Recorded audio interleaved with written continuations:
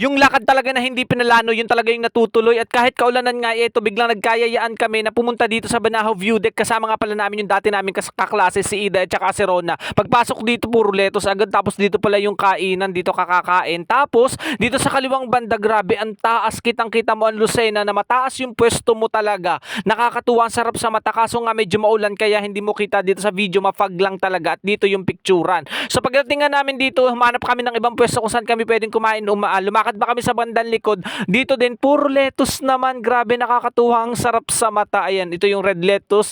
Natutuwa ako dito kasi sanay ako dun sa green lettuce. At ang daming iba-ibang mga tanim dito. Nandyan, meron pa dun sa bandang likod. At bumalik na nga kami dito para kumain. Ito nga pala yung una kong in-order, yung sinulbot. Grabe, ang sarap-sarap. At dito lang pala siya niluluto sa may medyo bandang ibaba. Tanaw dun sa pwesto namin. So ito na nga yung kinain namin. Diretso lunch na nga pala kasi 10 na kami dumating. Saktong 11, nandito na kami. Pero malapit lang naman siya pala dito sa bandang Arias, dito sa Lucena. Grabe.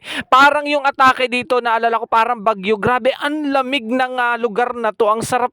Grabe, napaka-presko. Tapos yung pwesto mo, ang taas talaga. Kita mo dun sa ano yung baba na ang taas-taas mo. Dito sa likod, ang daming mga tanim na mga repolyo.